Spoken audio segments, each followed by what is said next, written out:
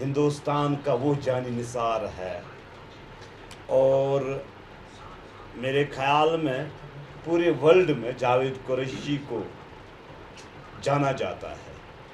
یہ بیان بازیوں سے نہیں جانتا ہے، یہ سچائی کے ساتھ جانا جاتا ہے۔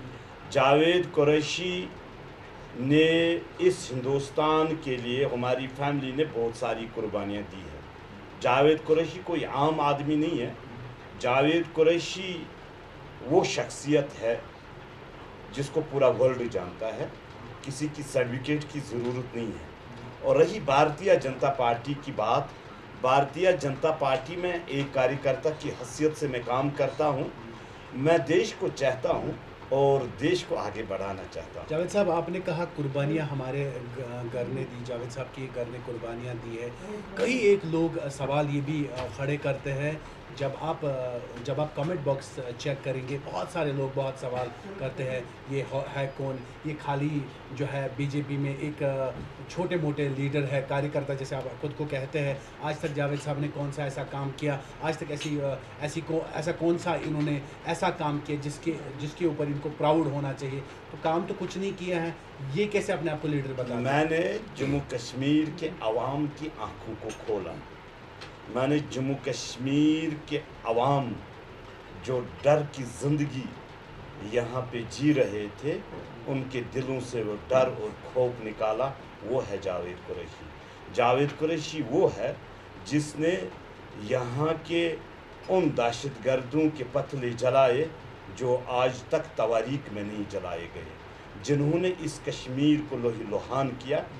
ان کو عوام کے سامنے ننگا کر کے رکھا، ان سیاسی پارٹیوں کو عوام کے سامنے ننگا کیا جنہوں نے 70 سالوں سے اس عوام کو دھوکہ دیا۔ وہ ہے جاوید قریشی۔ جاوید قریشی کے اندر اتنا غصہ، اتنی آگ کیوں ہے؟ اور کیوں ہمیشہ جب بھی آپ بولتے ہیں بڑے تیکھے الفاظ آپ کے ہوتے ہیں؟ اس غصے کے پیچھے کیا وجہ ہے؟ دیکھو، یہ غصہ نہیں ہے، یہ سچ مچ وہ سچائی ہے۔ جب آپ سچائی کہو گے، یہ کڑوی لگتی ہے۔ ان لوگوں کو کڑوی لگتی ہے جن کی دکان چل رہے تھے اس جموں کشمیر میں۔ کن کے دکان چل رہے؟ دیکھو، یہاں کی سیاسی پارٹیوں کے بڑے بڑے دکان چلتے تھے ادھر، خاص کر national conference, P D P, Hurriyat کا بہت بڑا ڈرامہ یہاں رہتا تھا، 6 منتھ کے لیے بند رہتے تھے۔ ایجوکیشن پہ بہت ان کا وہ سکولوں کو جلایا جاتا تھا، پلوں کو جلایا جاتا تھا۔ میں سمجھتا ہوں اب عوام باخبر ہو چکی ہے۔ آپ کو یہ بھی معلوم ہوگا، 70 سالوں سے ہم ووٹ دیتے آئے۔ ہر ایک ناگرک جس نے یہاں پہ ووٹ دیا ہوگا، وہ ایک غریب شخص ہوگا جس کو شام کے وقت اپنا چولہا جلانے کے لیے 10 روپیہ بھی نہیں ہوں گے۔ انہوں نے سرکاریں بنائی۔ لاسٹ میں کیا ہوتا تھا، جب ان کے پاس جاتے تھے ان کو کوئی پوچھنے والا نہیں ہوتا تھا، کیونکہ یہ خاندانی راج تھا۔ یہ 2-3 فیملیاں بیٹھی ہوئی تھی جو اپنے پھر ان کھڑ پینچوں کو تیار کرتے تھے جن کے سر پہ 2 یا 3 منزل کی کراکلی ہوتی اور 2 اور 3 منزل کا مکان ہوتا، وہ پھر عہدیدار بنتے۔ وہ غریب پستا رہا۔ 70 سالوں سے اس غریب کا جینا حرام ہوا۔ یہ یہاں کی پولیٹیکل پارٹیوں نے کیا۔ اس میں بڑا ہاتھ تھا پاکستان کا۔ پاکستان نے مل کر حریت کو یہاں پہ بڑھاوا دیا، اور حریت کو پھر یہاں کے سیاسی لیڈروں نے اپنے چھائے میں رکھا، کیونکہ ووٹ بیلنس تھا ان کا، بہت بڑا ووٹ بینک تھا حریت کے لیڈر۔ یہ شام کو ملتے تھے، ووٹ ہمیں ڈال دینا، ہم سرکار بنائیں گے۔ جب سرکار بنتی تھی 6 منتھ کے لیے بند رہتا تھا۔ جب برف باری ہوتی تھی تو جموں چلے جاتے تھے، جموں میں پھر وہ اپنی فائلوں کو دیکھتے تھے۔ مگر حریت نے کبھی گھس جاتے ہیں۔ میں کچھ چیزیں آپ سے کلیئر کرنا چاہتا ہوں۔ احتجاج میں نے کیے، محبوبہ مفتی کے خلاف بھی کیا، نیشنل کانفرنس کے خلاف بھی کیا۔ دیکھو، عوام کو سچائی کہنی ہے۔ یہاں کی پولیٹیکل پارٹیوں نے دہشت گردی کو بڑھایا، یہ سچ مجھے کوئی جھوٹ نہیں ہے۔ اگر آپ دیکھو گے، جب پتھراؤ ہوتا تھا، 2 منتھ 3 منتھ بند رہتا تھا، ایم ایل اے اپنے علاقوں میں جا کے پھر بھرتی کا اعلان کرتے تھے، پھر انہیں جو پتھر چلاتے تھے انہیں کی بھرتی ہوتی تھی۔ जो अच्छे लोग थे वो पीछे रह जाते थे।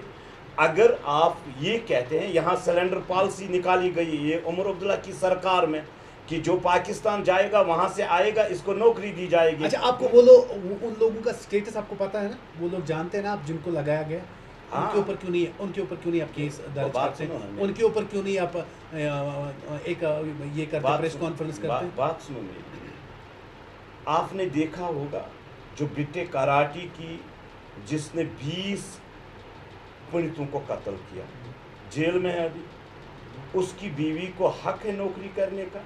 एक देशद्रोही है और वो कातिल है। देशद्रोही कौन है? अब भाई बात सुनो भाई, कौन है देशद्रोही? वो बेटा कराटी। तो बात सुनो, बात आप तो उसकी बीवी की बात कर रहे हैं। सुनो मेरी बात सुनो। अगर वो देशद्रोही है जिन्होंने कत्ल किए और उन इनोसेंट लोगों का कत्ल हुआ और पीडीपी की सरकार में इसको नौकरी से नवाजा जाता है, फिर क्या कश्मीरी अवाम कातिल है? सब कत्ल करें पहले फिर नौकरी मिलेगी? भाई क्या हो गया आपको? ये दूसरा, सईद सलाउद्दीन जो सबसे बड़ा वांटेड दहशतगर्द है, इसके बेटे को नौकरी मिली, कैसे मिली? जो देश को तोड़ना चाहते हैं, आपको मालूम होगा 91 में जब यहाँ पे हुर्रियत के लीडरों ने कहा था उसको रसूल पाक सल्लल्लाहु अलैहि वसल्लम की शफाअत नहीं होगी जो हिंदुस्तान का पैसा खाएगा, जो हिंदुस्तान की नौकरी खाएगी। मेरे ख्याल में हज़ारों लोगों ने नौकरी छोड़ी, पाकिस्तान चले गए, वहाँ से आए, ठीक है।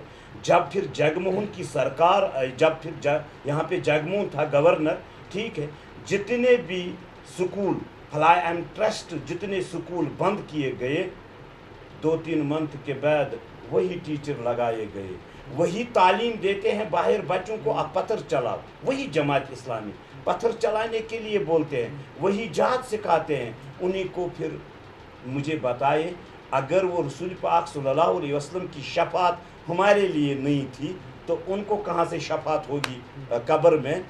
उनको कहाँ से होगा? ये एक ऐसा यहाँ पे ऐसा जाल बिछाया गया जिसको मजहब की आड़ दी गई। अब बदल रहा है कश्मीर, अब कश्मीर का नौजवान आगे बढ़ना चाहता है। अब सचमुच आपने देखा होगा लाखों लोगों के हाथ में तिरंगे ही तिरंगे नजर आ रहे थे। आपने ये भी देखा होगा इनकी हुकूमत में, इनकी हुकूमत में क्या होता था? इनकी हुकूमत में होता था जो तिरंगा लेके निकलेगा इसको जेल भेज दो, जो तिरंगा लेके निकलेगा, जो हिंदुस्तान जिंदाबाद करेगा, ओह यहाँ तो वो हालात खराब होंगे, इसको जेल में डाल दो। आज तो हर एक देशवासी खुश है। जवाब दे रहा हूँ ना, मैं जवाब दे रहा हूँ। आपको वो दौर पहले निकालना चाहे जब पीड़ितों को यहाँ से निकाला गया। नेशनल कॉन्फ्रेंस के फारूक साहब ने इस्तीफा दे दिया, लंदन चले गए। यहाँ बस्तियाँ वैरान हो गई, ठीक है। उसके बाद 96 में वो आया इलेक्शन लड़ने के लिए। बात सुनना मेरी ध्यान से, आज जो हो रहा है, आज पाकिस्तान ख़त्म हो चुका है, दहशतगर्दी ज़ीरो पे है। आप ये देख लीजिए, जो खेत में जाता है, खेत में खेती बाड़ी करने के लिए जाता है, पीछे से दहशतगर्द आता है, गोली मार देता है। किस लिए मार देता है? इनको डराने के लिए, इनको यहाँ से भगाने के लिए, और मुसलमान, हिंदू मुसलमान सिख ईसाई में झगड़ा करवाने के लिए। ये पाकिस्तान की चाल है। इन चालों को हमें नाकाम करना है। इसमें कौन सा बड़ा रोल निभाने वाला है? मुसलमान, जो यहाँ का नागरिक है। मुसलमान को हकीकतन अगर वो मजहब जानने वाला है, इनके खिलाफ एहतजाज तो गवर्नमेंट क्या कर रही है? देखिए, गवर्नमेंट जब इख्तिदार में आती है वो इन सारी चीज़ों को प्रॉमिस करती है ना। उसके लिए ईडी लगी, उसके लिए सिक्योरिटी फोर्सेस लगे, उसके लिए जम्मू एंड कश्मीर पुलिस लगी है। बीजेपी की एक आदत है, कोई काम कोई और करता है, बीजेपी अपने सर पे सहरा बांधती है। ये आप लोगों में है कि काम सिक्योरिटी फोर्सेस करे, काम ईडी करे, काम कोई और करे, सहरा आप अपने सर पे बांधते हैं। जब कोई चीज़ गलत होती है तब आप बोलते हैं पाकिस्तान, जब कोई चीज़ गलत होती है तब आप पाकिस्तान को लाते हैं, तब आप हुर्रियत को लाते बीच में, तब आप नेशनल कॉन्फ्रेंस को लाते बीच में, तब आप पीडीपी को लाते बीच। अपनी जिम्मेवारी अब कभी नहीं समझो, अपनी जिम्मेवारी अब कभी नहीं मानोगे। आप जवाब सुनो। सहरा के हकदार है भारतीय जनता पार्टी, मैं आपको इन चीजों से सच मुझ बताऊंगा। सहरा खुद ही बांध रहे, खुद ही सहरा भी बना लीजिए, बांध भी लीजिए। जावेद साहब आप सहरा भी खुद ही बांधते, बांध लगाते भी खुद ही। आप बात सुनो, यहाँ जम्मू कश्मीर पुलिस ने 50 सालों से कुर्बानियाँ दी है, ठीक है। यहाँ की एडमिनिस्ट्रेशन जो सरकारें बनती थी इनके बारे में सोचा नहीं जाता था, दूसरी बात। तीसरी बात, यहाँ पथराव होता था, पुलिस वालों को सचमुच शहीद किया जाता था, पुलिस वालों को शहीद किया जाता था। पुलिस वाले बेचारे घर नहीं जा सकते थे, पुलिस वालों ने आधों ने रिश्ते ही काट दिए। ऐसा माहौल बनाया था यहाँ की सियासी पार्टियों ने। पुलिस वाला जब श्रीनगर से कुपवारा के लिए जाता था, कार्ड अपने कहाँ पे रखता था, जूते में, कि मुझे बाहर कोई ये न बताए कि मैं पुलिस वाला हूँ। ऐसा माहौल क्रिएट किया था। जब भारतीय जनता पार्टी की सरकार आई, इज्जत के साथ, वक़ार के साथ, यूनिफॉर्म लगा के आज घर जाता है पुलिस वाला। जब भारतीय जनता पार्टी का नाम लेते हैं ना, जब भारतीय, आप बड़ा खौफनाक नाम लेते हैं, बड़ा डराते हैं, मतलब जैसे लगता है कि कोई मतलब पता नहीं कौन आ गया ऐसे भारतीय जनता पार्टी का नाम। बात सुनो ना, बाकी बातें बड़ी ट्यून में करते हैं, भारतीय जनता पार्टी को दाड़े से लेते हैं। भारतीय जनता पार्टी ये ट्यून इससे पहले नहीं था, बात ये ट्यून नहीं पहले था, पहला ट्यून दूसरा था। भारतीय जनता पार्टी काबिल है ही है, इसमें जितने भी लीडर्स हैं ये काबिल हैं, ये सचमुच यहाँ के नौजवानों को बचाना चाहते हैं। यहाँ इस जम्मू कश्मीर को एक फारसी शायर ने बताया था, ये जन्नत बेनज़ीर है, वही जन्नत बेनज़ीर बनाना चाहते हैं। कुछ लोगों को ये पसंद नहीं आता है, अभी ऐसा है सिस्टम में, अभी ऐसे लोग हैं जो पाकिस्तान के मुखबिर है, इनको चुन चुन के निकाला जाए। चलिए जावेद साहब मुझे बताइए, आपने बोला पाकिस्तान के मुखबिर, मुझे एक और बात बता दीजिए। जिस माँ ने अपना लखते जिगर खोया, मैंने बात की सैफुल्ला जो पुलिस अधिकारी थे, रिसेंटली उनकी जान चली गई। अब मैं बात करता हूँ कुलगा, रिसेंटली जो साउथ कश्मीर में पंडित के ऊपर शुपैन में अटैक हो गया, उसमें एक पंडित ने जान खोई।